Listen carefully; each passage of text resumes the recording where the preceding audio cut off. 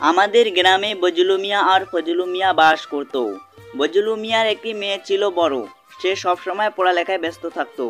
আর ওদিকে বজলু মিয়ার ছেলে ছিল, সেই ছেলে কোনো পড়ালেখা করতে চাইতো না, সব সময় শুধু মানুষের সঙ্গে খারাপ ব্যবহার করতে চাইতো।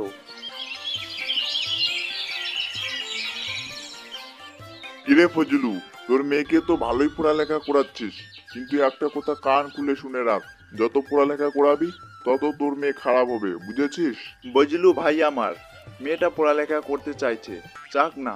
মেয়েটা পড়ালেখা করলে তো আমাদেরই বংশের নাম হবে। মেয়েটা ডাক্তার হতে চায়, মেয়েটা পড়ালেখা করলেই ডাক্তার হতে পারে।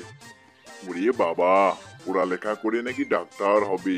বাবা, এত বড় স্বপ্ন নিয়ে ঘুরে তোমার মেয়ে। তাই আর বলছি কি আব্বু, তুমি দেখো পড়ালেখা না করে আমি কত বড় লোক হই। দেখ টিঙ্কু, পড়ালেখা না করে কেউ বড় লোক হতে পারে না। পড়ালেখা যারা করেছে তারাই বড় লোক হতে পেরেছে, বুঝেছো? ওসব ফালতু জ্ঞান আমাকে দিতে আসিস না, বুঝেছিস? তুই দেখিস পড়ালেখা ছাড়া আমি কত বড় লোক হতে পারি। হা হা হা। দেখ টিকু, তুই বেশি কথা বলিস না, বুঝেছিস? আমার মেয়ে পড়ালেখা করবে মানে করবেই। আমার মেয়ের স্বপ্ন আমি পূরণ করেই ছাড়বো।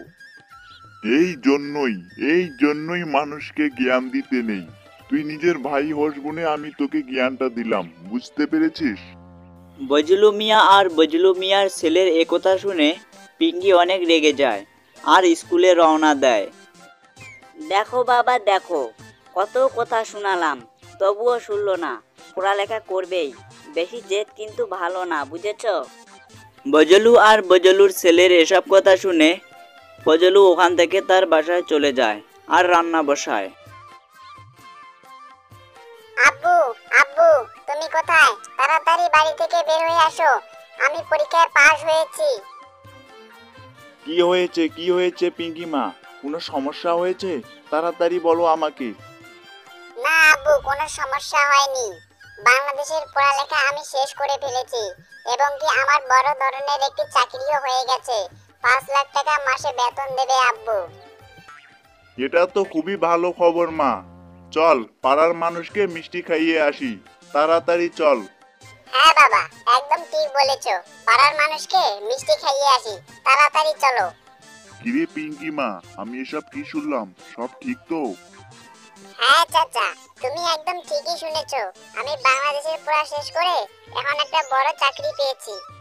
আমি আমার ভুল বুঝতে পেরেছি পিঙ্কি মা, পারলে আমাকে ক্ষমা করে দিস। তুই আজকে পড়ালেখা করেছিস বলে তোর আজকে কত মূল্য। তুই কোটি কোটি টাকার মালিক। তোর বাবা তোকে সঠিক শিক্ষা দিয়েছে, এজন্য তুই আজকে কোটি টাকার মালিক। আর আমি হলাম স্বার্থপর বাবা, আমি আমার ছেলের জন্য কিছুই করতে পারিনি।